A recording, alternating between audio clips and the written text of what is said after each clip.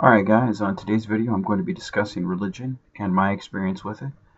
Before I start off, I would like to put a disclaimer up to those of you that have had experiences with religion, Christianity. Um, I'm not here to dispute or debate what you've gone through or experienced. I'm just here sharing what I have. Hopefully some of you actually um, gain something from this video. If not, I understand that. But again, those of you that have had experiences, that's perfectly fine. And those that want to dispute, my thoughts on things, get the fuck over it. It doesn't in any way diminish you or your religion. um, so, I hope you take this video for what it is. Um, when I was younger, I had no church background. We never went. I didn't even go to my first church service until I was 13. Um, every time I would ask questions on God or anything like that, I would ask my mom or my dad. My dad would never really answer, but my mom would answer, be like, of course God exists. Um, so, of course, I took that, at face value because, of course, your parents would never lie to you, right? I think any kid that, has vegetables and his parents like, oh, it's good, yum, will testify to the fact that parents lie. But I don't think my mom lied to me out of um, any type of negativity. I just think that that's what she believed. So that got me to thinking that in hindsight, that a lot of parents just teach their kids what they've been taught without actually researching a lot of what they believe. And that's not a knock on parents. It's just they instill the values in their kids that they want and their own beliefs. But I had, like I said, we had never gone to church as kids growing up. At least I didn't. My friends really didn't either. But one of my friends, Jeremy Minard, who I'm still good friends with these days, he had invited me to church several times, and I always declined because church was boring. I didn't really want to. And but his mom had invited my mom, and they got to be really good friends. But we went, and there was a revival at Bible Baptist Church in Port Orchard, Washington. It was a really good church, a lot of good services. You could tell the people had a passion for what they were preaching and doing. Really good people. Um, and we had gone to the service that Mark Gray was singing at. I don't know if any of you have ever heard of Mark Gray. Wonderful gospel singer. Just a really wonderful voice. But it was pretty entertaining for someone like me who, would get bored of just regular services because, of course, I didn't know anything about the stuff. um, and I think it was June 23rd, 1993, that I had accepted Christ as my Savior. And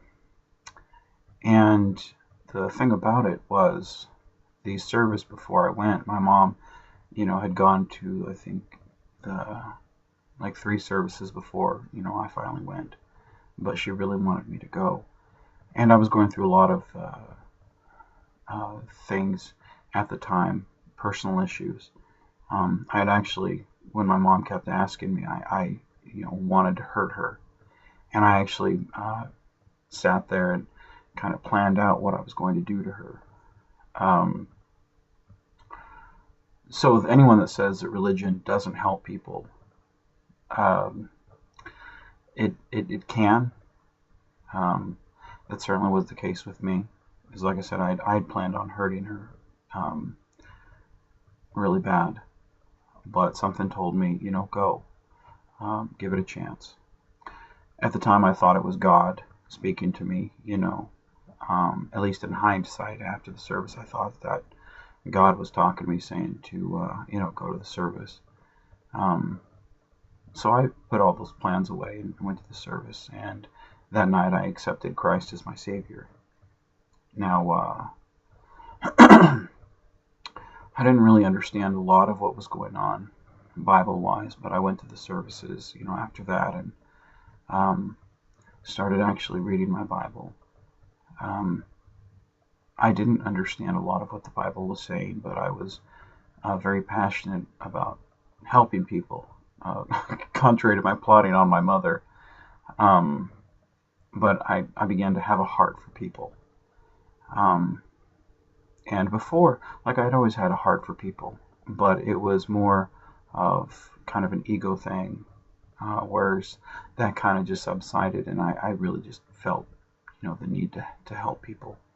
And I thought that, there was nothing better than, helping them realize that their soul's lost. I didn't want any of my friends to be burning in a lake of fire.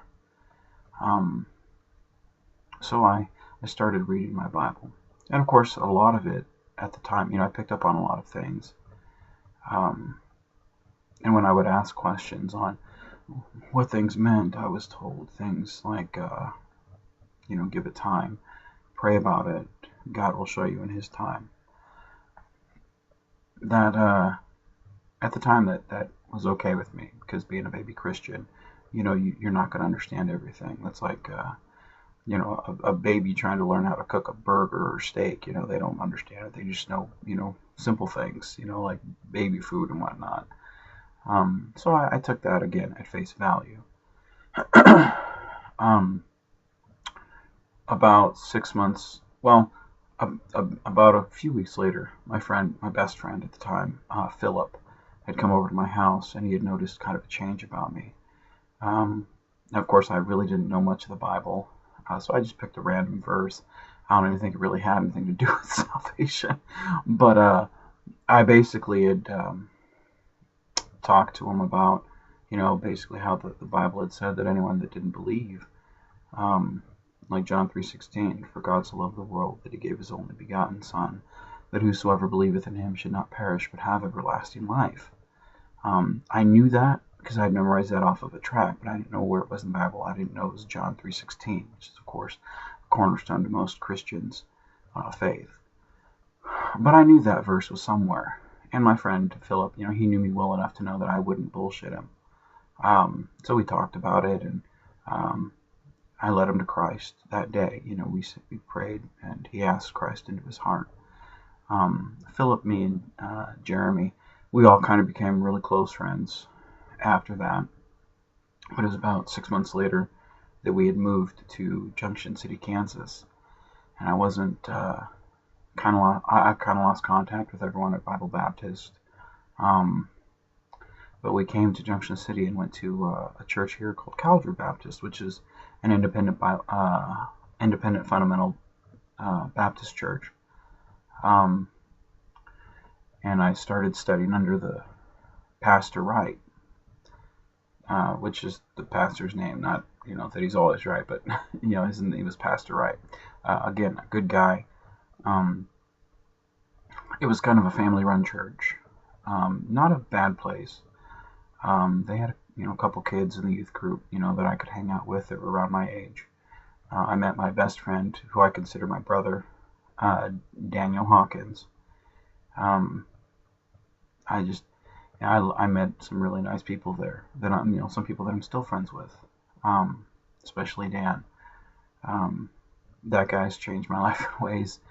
I wouldn't be who I am now if it wasn't for him. But I met some people there that, they gave me kind of inspiration to keep going in the whole church thing.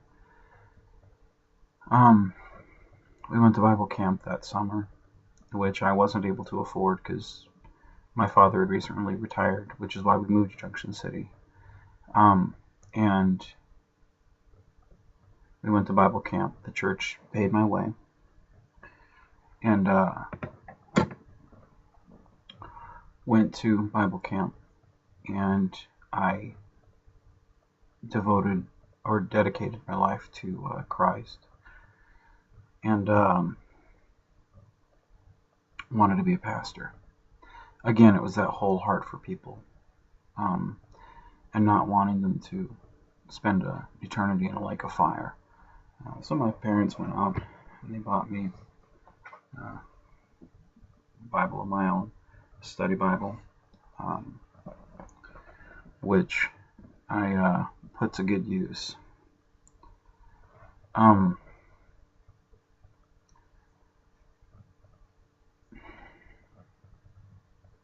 it was during those times where I started asking questions.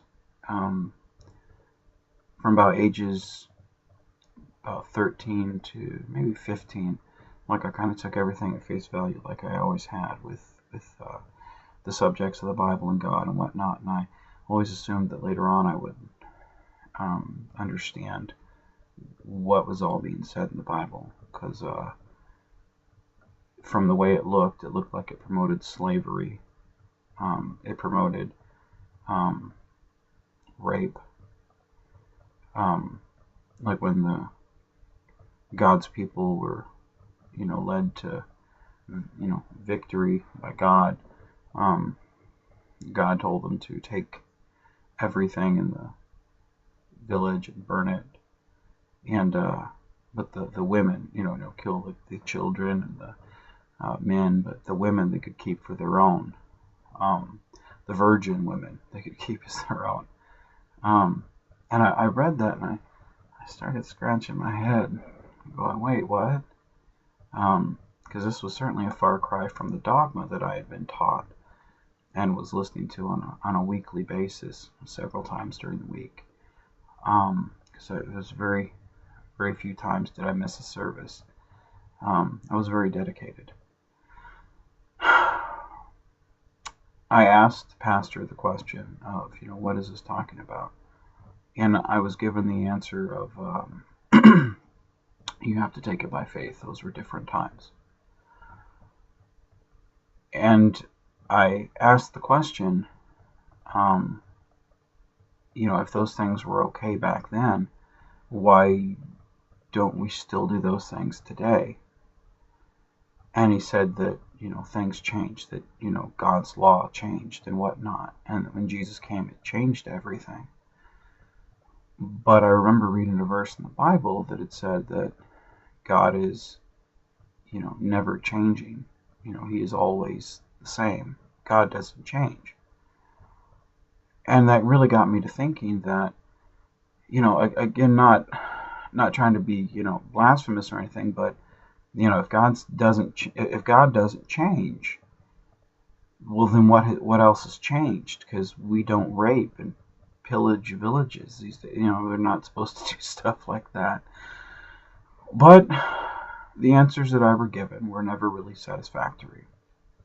But like everything else, I took it by faith and expected that God, would show me the answers one day. I prayed heavily about it. All the questions I had, I prayed heavily about it every day. I was always big on prayer. In fact, I prayed more than I studied, which probably explains a lot of why my grades were as low as they were at some points. Um, but I began to look down on people because I saw them not as people, but as souls that were on their way to a lake of fire. People from different religions and different nationalities and whatnot. I looked down upon them. Not intentionally, and it wasn't encouraged in church to look down upon people, but when you always look at people from a perspective of you're going to hell and I'm not, and it's my job to rescue you and make you understand the error of your ways, you tend to look down upon those people, intentionally or not, and people can say they don't, but that's a bunch of bullshit because you really do. Um,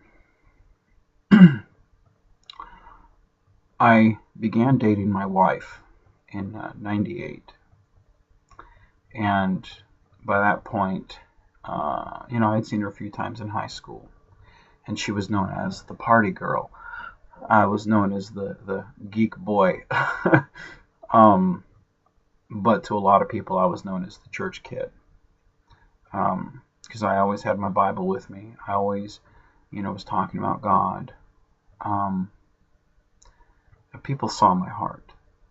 And for those of you that now would look at me and say, you're a fake Christian or whatnot, you can say what you want. I was the real deal back in the day. Um, Bible verse after Bible verse I knew, I was memorizing. I was steadily on my way to being a pastor.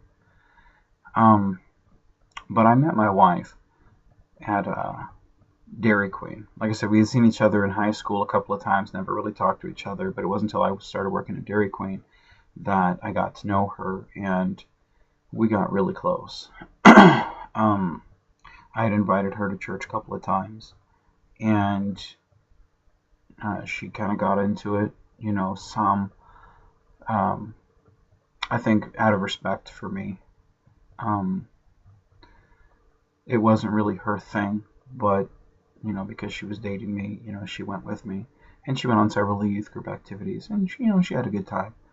Um, and we eventually moved out together against my pastor's wishes.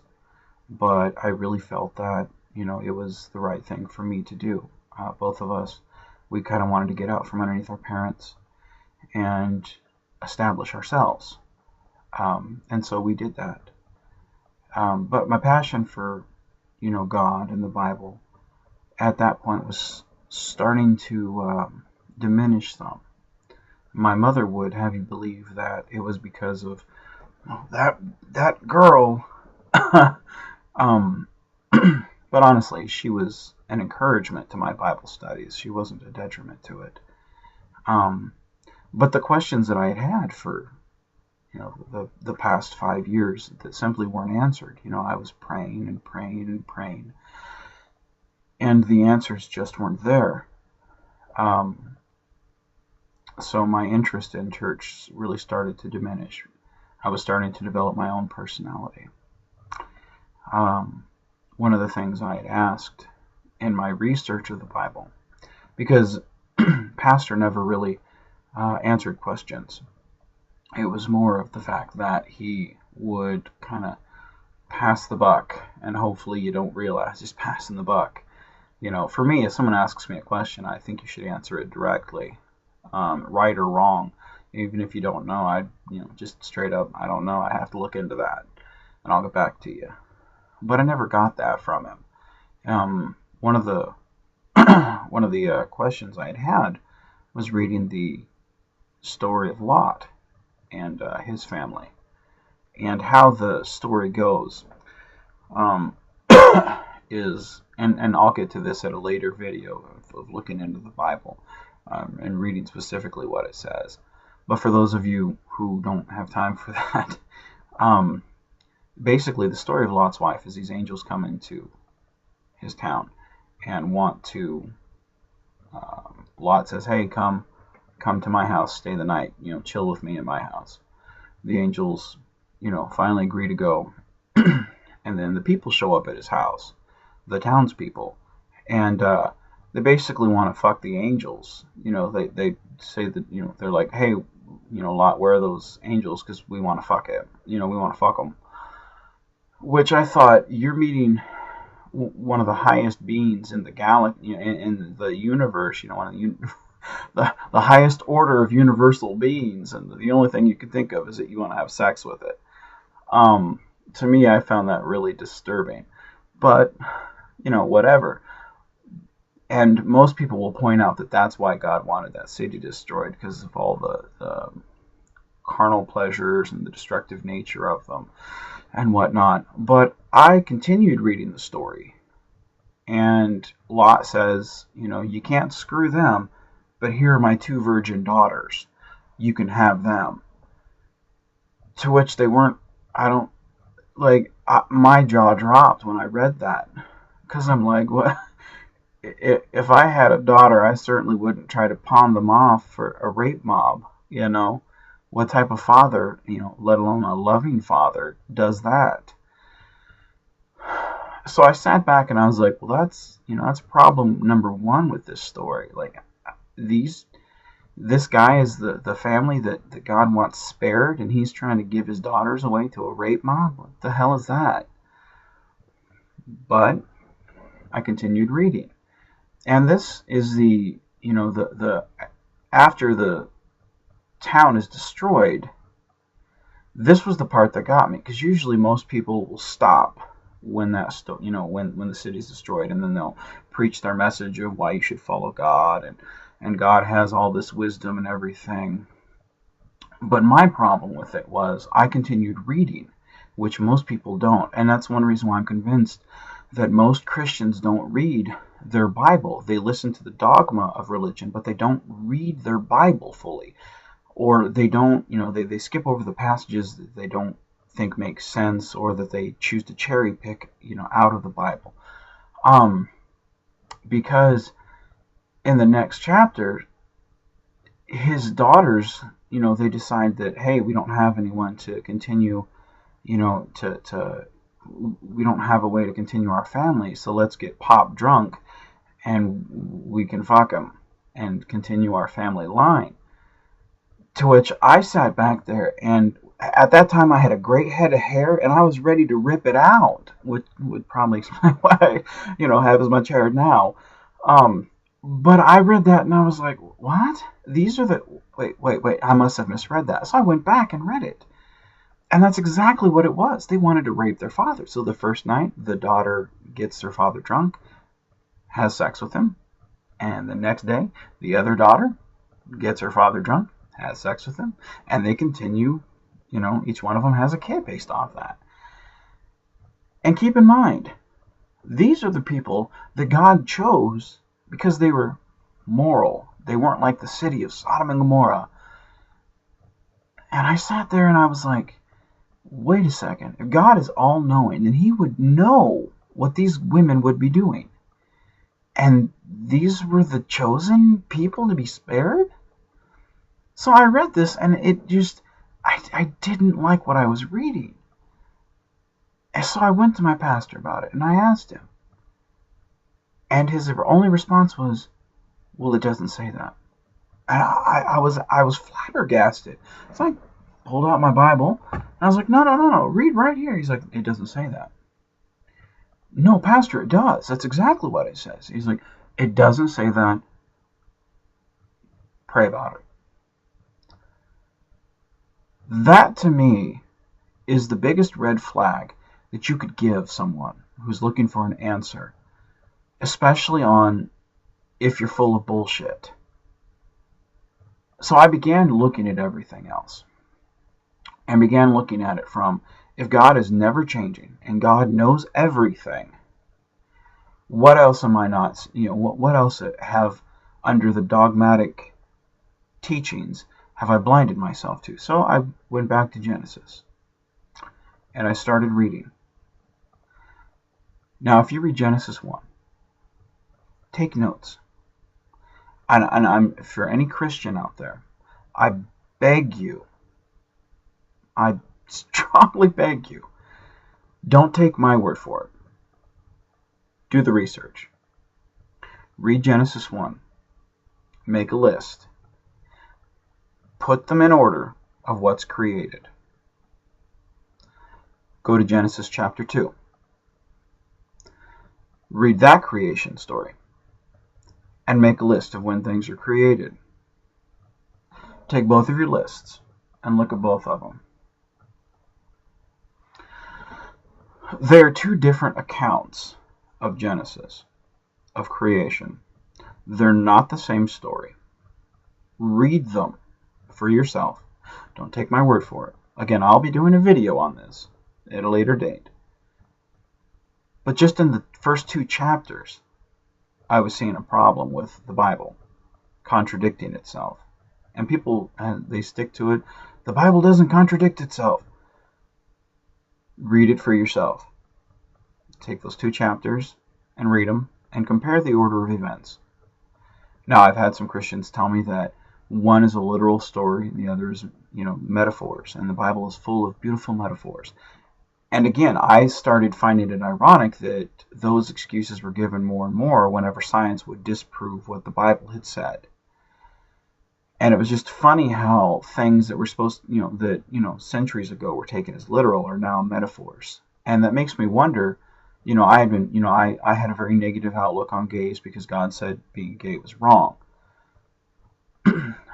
To me, I started looking at it saying, okay, if what was considered 100 years ago is now a metaphor, then in 100 years from now, well, what we look at and see as fact and this is grounded in reality, well, they look back and see it as metaphor.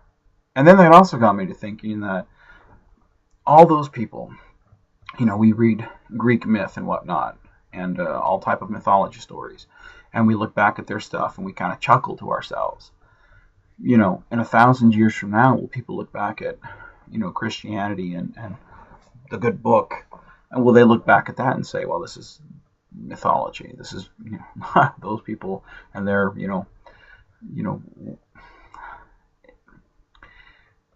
there's more to life than what we've been taught. There's more to life than the dogma that we've been taught.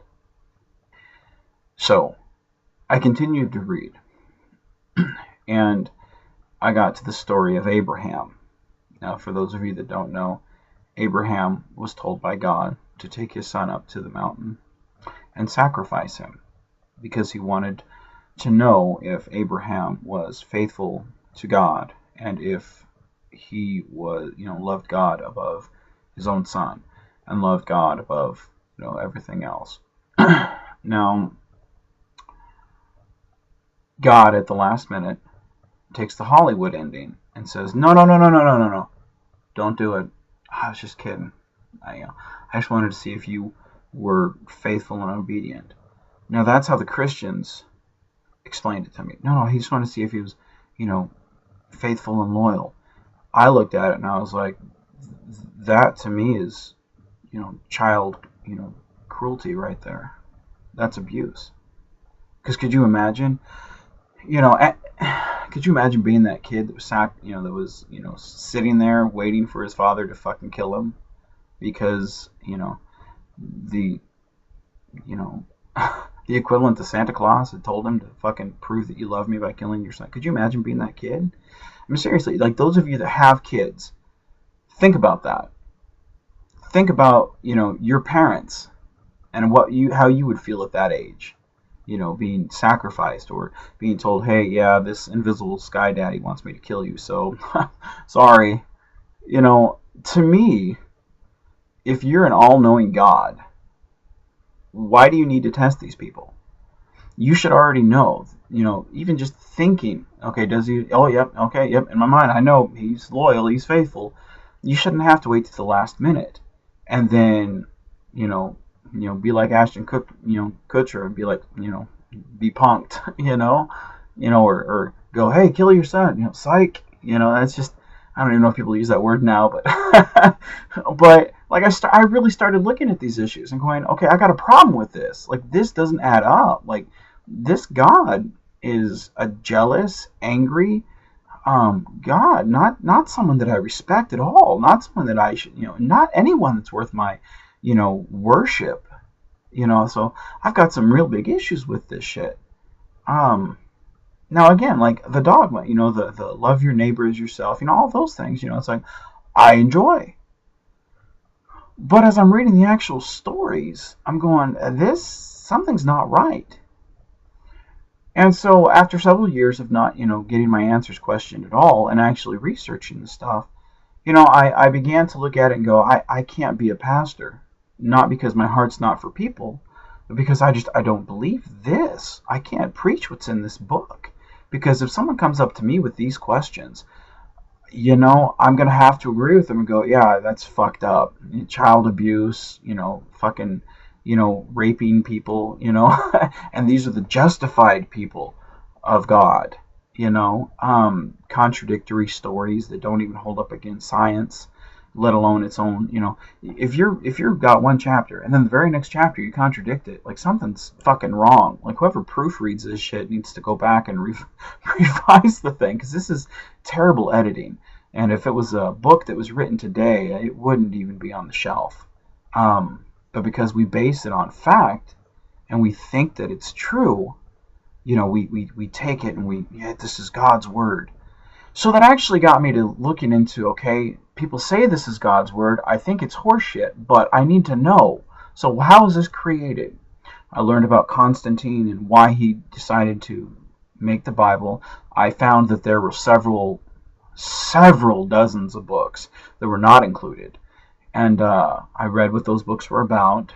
Some of them were actually, at the time that they were written, were actually more important to the people at the time than what was actually put into the Bible. Think of it this way. This is how the Bible was basically written. Say you've got three parts. You've got California as part, they have a church there. Kansas, say they have two churches. And then New York, they have another church. So you got four churches total. We each have, all four churches have a different part of the Bible that we want, that we all have. Say New York has 5, Kansas has 5, the two churches have like 3 and 2, and then, California has 5. Well, they would all take it. Constantine did was he took all the books from all, the churches, brought them together, looked at it, and said, okay, what's going to help establish the government? Okay, we're going to kick out, 2 of New York's, so we're only going to take 3 of their books. The 5 that are in Kansas, we're only going to use 2. So, and then the one from California, we're only going to use 1. Most of theirs are gone. So he took those, put them into the Bible, and everything else, even though in New York you had 5 stable books that you could read, you now only had 3 that you could read. The other 2 were, you can't use them anymore. They're not part of the canon. So say there was something in that was vitally important to your church. You now could not use those books. They were against dogma, they were against the church, they were against the state. Because he wanted to make the church and state, he wanted to make everything uniformed. He wanted to make one stable structure. So he picked and chose what he wanted. And it was a very smart thing to do. But you also have to realize that when you take the cookie cutter to the Bible, you have a lot left over.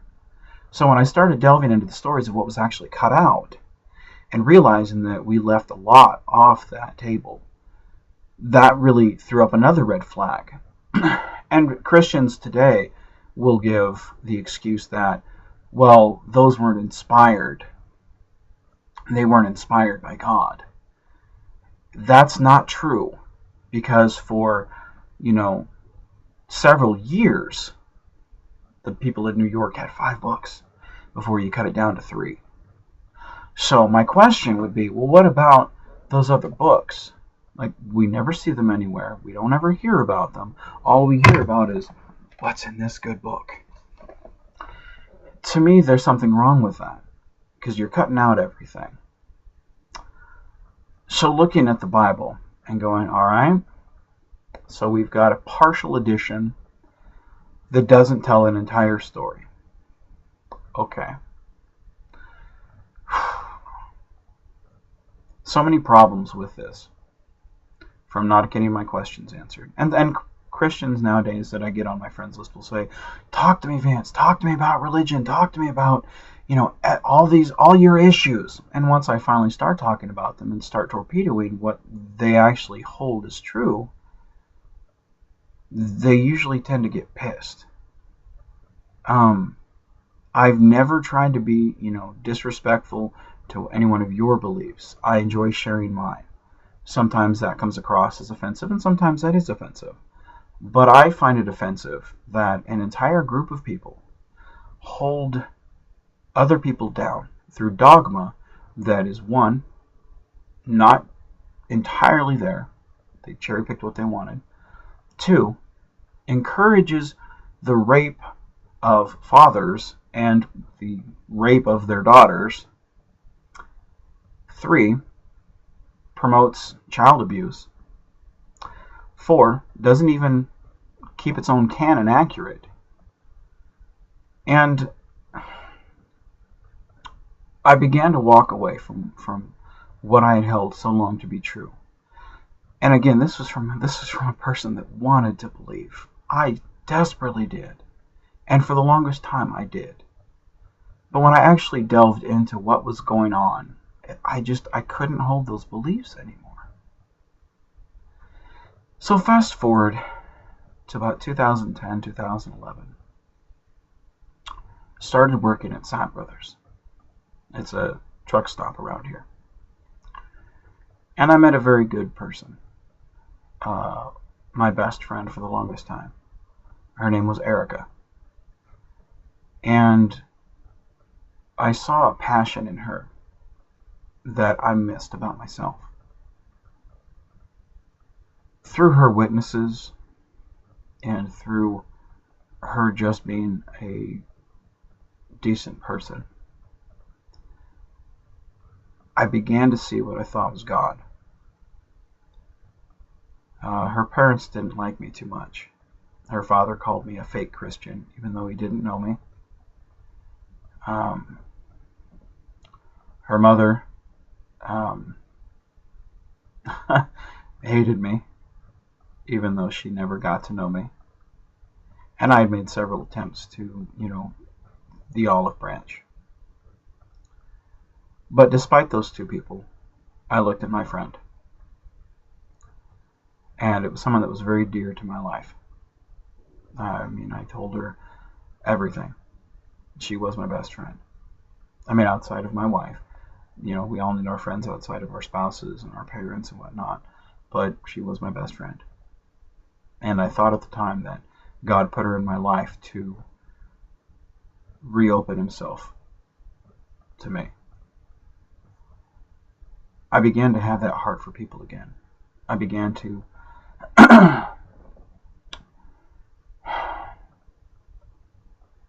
have that passion again. Ignoring the things that I had learned before because I was going on my feelings. I've always felt that our feelings aren't really wrong,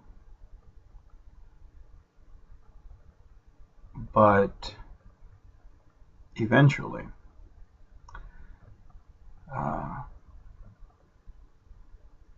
I lost that friendship. She had moved into my house. She was roommates with me and my wife. My wife was going through school, so we needed the help, and she couldn't afford her rent payments, so we let her live with us, fairly cheap. In October of last year, she had said that she went to a Bible revival type thing. When she came back, things were slightly different.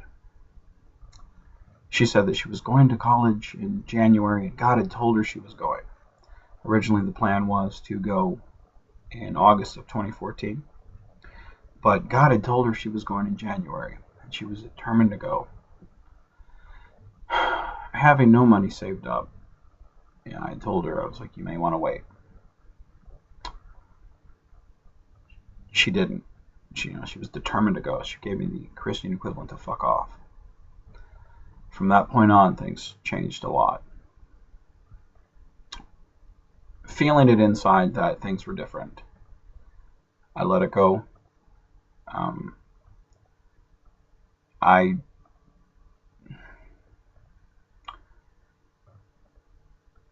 don't know what went wrong, honestly.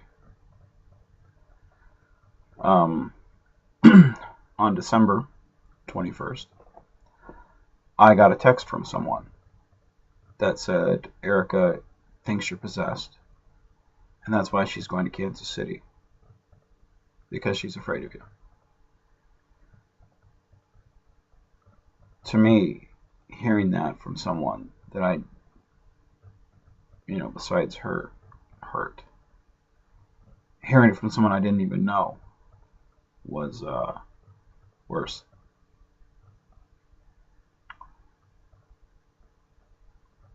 I asked her, I sent her a message asking if she thought I was possessed, thinking that it was a joke or that someone was trying to, split up our friendship, which a lot of people had tried to do and failed. But I asked if she thought I was possessed, and she said, actually, I do. Why do you ask? That was the moment that I began to stop feeling the God issue. Because I could see that when someone is convinced that a dogma is more true than what their heart says, that's a very dangerous thing.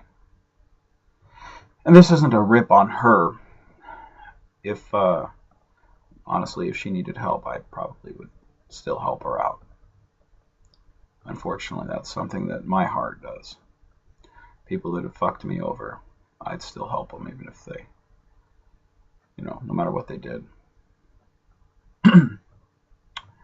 But I began to stop feeling and start looking again for the truth. Not in spite of her, but because I was tired of going on things that, could easily destroy me.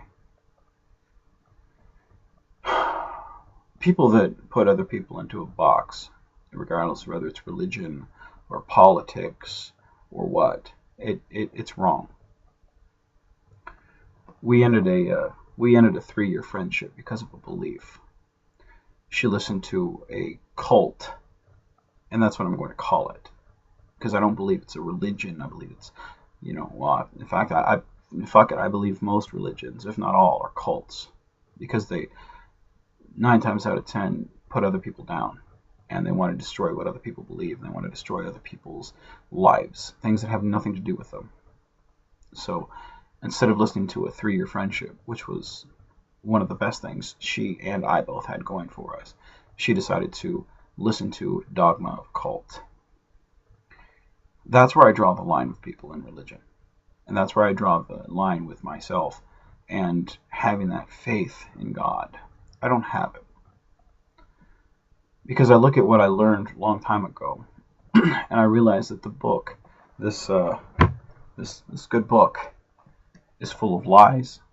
It's full of half-truths. The stories aren't all that well put. It's mostly filler. And it's not that interesting. I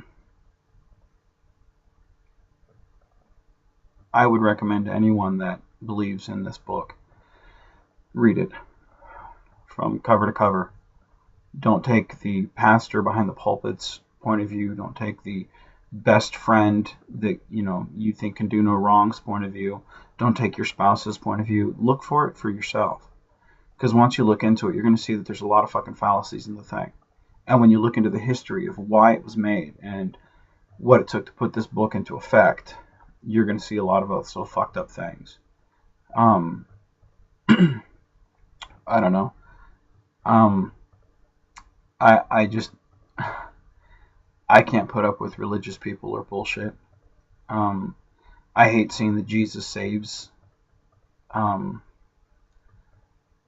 memes on Facebook. When I put my own memes on there, then people get on, their fucking high horse, and they're like, "You're disrespecting my religion," and you can fuck off with that. All of you can fuck off, because you, maybe not you personally, but your belief destroys other people and destroys happy people. So I don't want to listen to any of that stuff. I don't want any of that stuff brought to my page. I don't want to listen to anything you have to say, because I listen to your guys' source. I'm not impressed, and I do not believe in your God. I don't hate your God. I simply don't believe he exists. And people, they'll sit there and they'll say, well, you're disbelieving God. You just hate God. And that's like saying, bald is a hair color. That's just not fucking true. I don't believe he exists.